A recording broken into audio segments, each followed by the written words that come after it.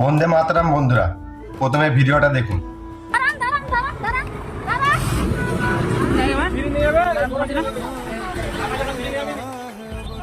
এখানে প্রায় 1 ঘন্টা ধরে আমি দাঁড়িয়ে আছি স্টেট বাসের জন্য। বাসগুলো দাঁড়াচ্ছে না, উপহারে এত নাটক করছে না, কি বলবো। তাহলে ফ্রি দেওয়ার দরকারই কি ছিল সরকারের? হ্যাঁ, একটু নাটক শুরু হয়েছে এরকম। 2 ঘন্টা ধরে বাসে থেকে দাঁড়িয়ে আছি আমি। হ্যাঁ, গায়ে লাগে না নাকি? ইয়ার কি পেয়েছে? সরকার বাসের টিকিট ফ্রি দিয়েছে অবশ্যই, কিন্তু এর ফায়দা লুটছে আমাদের বাসওয়ালারা। কারণ একটা মহিলা 2 ঘন্টা ধরে তার বাচ্চাকে নিয়ে ওয়েট করে আসছে, আর কোনো বাসওয়ালা দাঁড়াচ্ছে না, তাকে প্যাসেঞ্জার তুলছে না।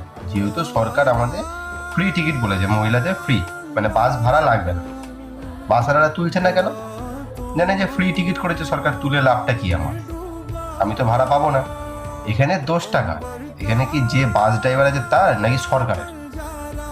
আমার কোশ্চেনের উত্তর হবে সরকারের নয়, আমার কোশ্চেনের উত্তর হবে এটা বাসওয়ালার জন্য। সরকার এদের এগেনস্টে বড় স্টেপ নেওয়া উচিত। বাসটা আমরা দেখতে পাচ্ছি, দেখে নিন, বাসটা পুরো ফাঁকা, মানে খুব একটা ভিড় নয়।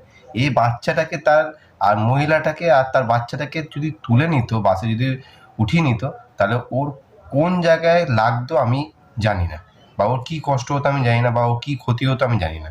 আমার ভিডিওটা বানানোর একটাই উদ্দেশ্য, যেন এই যে বাসওয়ালাগুলো আছে, মানে এরকম নিচু ছোট মনে যাদের লোক, যাদের মেন্টালিটি, তারা যেন শাস্তি পায়।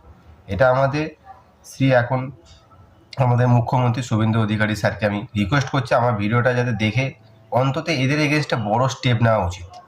যে সিচুয়েশনটা শুধু এই মহিলাটা নয়, এর আগেও হয়, এর পরেও, বা এখনও, বা এখন হচ্ছে, প্রত্যেকটা মহিলা এই প্রবলেমটাই ফেস করছে এখন আমাদের ওয়েস্ট বেঙ্গলে। ভিডিওটা অনেক অনেক শেয়ার করো, যেন সমস্ত মা বোনেদের কাছে ভিডিওটা যায়। আর এরকম আপনাদের সাথে যদি হয়ে থাকে অবশ্যই ভিডিও করবেন, আর ভিডিও করে সোশ্যাল মিডিয়া পোস্ট করবেন।